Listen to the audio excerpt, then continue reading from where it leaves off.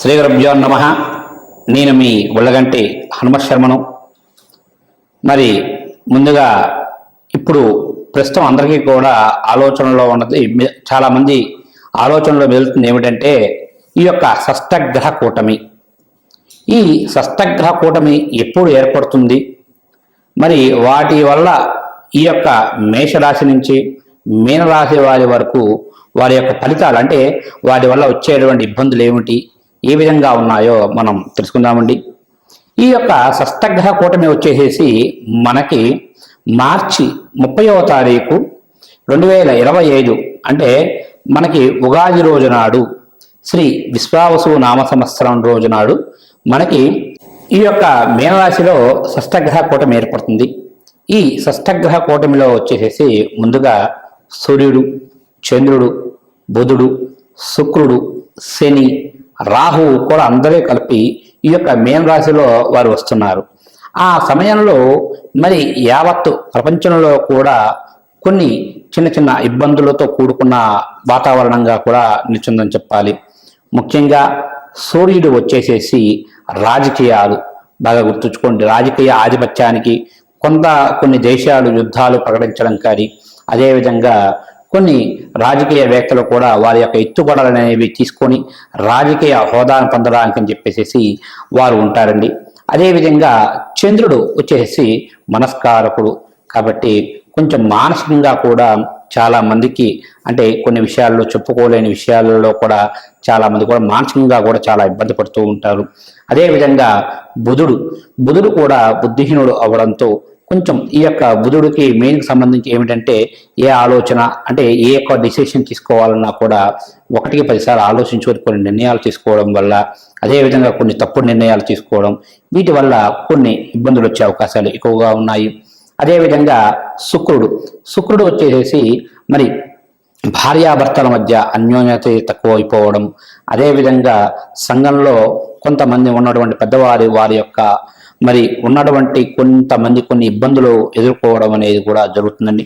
శనీశ్వరుడు బాగా గుర్తుంచుకోండి, కాలక్రమేణా ఈ యొక్క యుద్ధాలకు చాలా ముఖ్యకారకుడు. కొన్ని యొక్క ఇప్పుడు దేశాల్లో కొన్ని యుద్ధాలు జరుగుతున్నాయి. అదేవిధంగా మరికొన్ని దేశాలతో ఇంకా యుద్ధాలు జరిగే అవకాశాలు అంటే ఎక్కువగా ఉన్నాయి. అంటే యుద్ధ వాతావరణం అనేది కూడా కొంచెం ఎక్కువగా కనిపిస్తుందండి.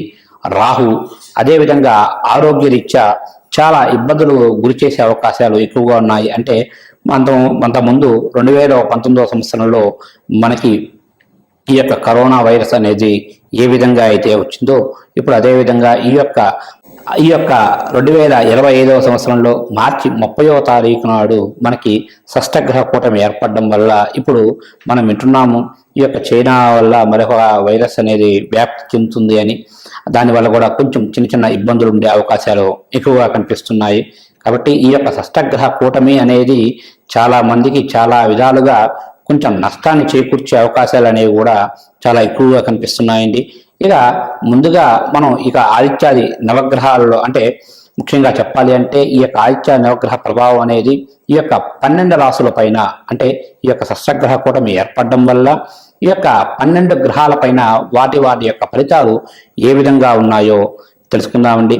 ఇక మనము ఈ యొక్క షష్టగ్రహ కూటమి వల్ల ఈ యొక్క 12 రాశులు, అంటే మేషరాశి నుంచి మీన రాశి వారి వరకు వారి యొక్క షష్టగ్రహ కూటమి ఏర్పడడం వల్ల వారికి ఏ విధమైనటువంటి ఫలితాలు వస్తాయో, అంటే వారికి జరిగే కొన్ని ఇబ్బందులు కానీ ఏవైనా సరే ఒకసారి మనం వాటి గురించి తెలుసుకుందామండి. మరి ఈ యొక్క షష్టగ్రహ కూటమి మనకి ఈ యొక్క మీన రాశిలో ఏర్పడడం వల్ల ఈ యొక్క మిథున రాశి నుంచి చూసుకుంటే మనకి మీనరాశి వారు మనకి 10వ స్థానంలో ఉంటారు. అంటే మీన రాశి నుంచి 10వ స్థానంలో ఏర్పడడం వల్ల మీన రాశి వారికి ఈ యొక్క షష్టగ్రహ కూటమి అనేది అంత అనుకూలంగా లేదనే చెప్పాలి. ముఖ్యంగా వచ్చేసి వీరికి ఈ షష్టగ్రహ కూటమి వల్ల కొంచెం కష్టకాలంగానే ఉంటుంది. ప్రతి మాట విషయంలో కూడా కొన్ని ఇబ్బందులు ఎదురవుతాయి. కొంతమంది బయట వ్యక్తులతో గొడవలు, అదేవిధంగా భార్యాభర్తల మధ్య సఖ్యత అనేది కూడా చాలా తక్కువగా కనిపిస్తుంది. ముఖ్యంగా ఆస్తి తగాదాలు గుర్తుంచుకోండి. ఆస్తి తగాదాల వల్ల తల్లిదండ్రులతో, సోదరవర్గం వారితో, అందరితో కూడా మీకు ఆ గొడవలు అయ్యే అవకాశాలు ఎక్కువగా కనిపిస్తున్నాయి. ఇక ఆరోగ్య సమస్యలు కూడా చాలా అధికంగా ఉన్నాయి. కాబట్టి కొంచెం ఆరోగ్య విషయంలో చాలా జాగ్రత్తలు తీసుకుంటే చాలా మంచిదండి. కాకపోతే ఈ యొక్క షష్టగ్రహ కూటమి అనేది మనకి వచ్చేసి మార్చి 30వ తారీఖు ఏర్పడి తర్వాత అది ఏర్పడిన తర్వాత మీకు మే 15 తర్వాత మీ యొక్క షష్టగ్రహ కూటమి ప్రభావం అనేది కొంచెం తగ్గి ఆ తర్వాత కొన్ని మీకు మార్పులు వస్తాయండి. ముఖ్యంగా చెప్పాలి అంటే అన్ని సమస్యలు కూడా నెమ్మదిగా తగ్గుముఖం పడతాయి. కొన్ని విషయాలలో ఆచితూచి నిర్ణయాలు తీసుకోవడం వల్ల కొన్ని ఇబ్బందులు అయితే తప్పుతాయండి. కాకపోతే ఈ యొక్క వాహన ప్రమాదాలు కూడా అధికంగా కనిపిస్తున్నాయి కాబట్టి ఎప్పుడైనా సరే మీ యొక్క ప్రయాణం చేసే సమయంలో తగు జాగ్రత్తగా ఉండండి. ముఖ్యంగా మీకు ఈ యొక్క షష్టగ్రహ కూటమిలో వచ్చేసి బుధుడు అంటే ఈ యొక్క ఏదైతే మిథున రాశికి అధిపతి అయినటువంటి బుధుడు కూడా అక్కడే ఉన్నాడు కాబట్టి ఆ యొక్క కొంచెం ఆ యొక్క బుద్ధి అంటే బుద్ధి కుశలత చాలా ముఖ్య అవసరము. ఎందుకంటే బుద్ధి మనం ఏదైనా ఒక ఆలోచన విధానాలు తీసుకునేటప్పుడు కొంచెం జాగ్రత్తగా ఉండాలి. ఎందుకంటే బుధుడు బుద్ధిహీనుడు అంటారు. కాకపోతే కొన్ని విషయాల్లో కొంచెం మనం ఏ నిర్ణయం తీసుకున్నా కూడా అంటే పక్క వ్యక్తుల ద్వారా కొన్ని నిర్ణయాలు తీసుకునే అవకాశాలు ఉంటాయి. అంటే మనం ఎప్పుడు కూడా పక్క వ్యక్తి తీసుకున్న నిర్ణయాన్ని బట్టి మన నిర్ణయం తీసుకుందాము అనే ఒక ఆలోచన ఎక్కువగా ఉంటుంది. కాబట్టి అటువంటి ఆలోచనలను మానివేసేసి నెమ్మదిగా మీ స్వతహాగా మీరు తీసుకునే ఆలోచనలోనే మీరు తీసుకున్న నిర్ణయం వల్ల మీకు అంతా మంచి జరుగుతుందండి. ఇక వీరు ఈ యొక్క షష్టగ్రహ కూటమి ప్రభావం మరి వీరు తప్పించుకోవాలి అనుకుంటే ముఖ్యంగా వీరు చేయవలసింది ఏమిటయ్యా అంటే దుర్గాదేవికి బాగా గుర్తుంచుకోండి. దుర్గాదేవి అమ్మవారికి మరి అర్చన కానీ కుంకుమార్చన కానీ లేదా మరి ఈ యొక్క హోమాది క్రతువులు అంటే దుర్గా హోమం కానీ చండీ హోమం కానీ చేసుకోవడము లేదా లక్ష్మీ సహిత గణపతి హోమం అంటే లక్ష్మీ గణపతి హోమం చేసుకుంటే మీకు చాలా మంచి జరిగే అవకాశాలు ఎక్కువగా ఉన్నాయి. కొన్ని విషయాల్లో దుర్గా అమ్మవారికి పూజ చేయడం వల్ల శత్రువుల వల్ల అంటే కొంతమంది మనకు తెలియనటువంటి బయట వ్యక్తుల వల్ల వచ్చే కొన్ని ఇబ్బందులు అయితే తొలగిపోతాయి.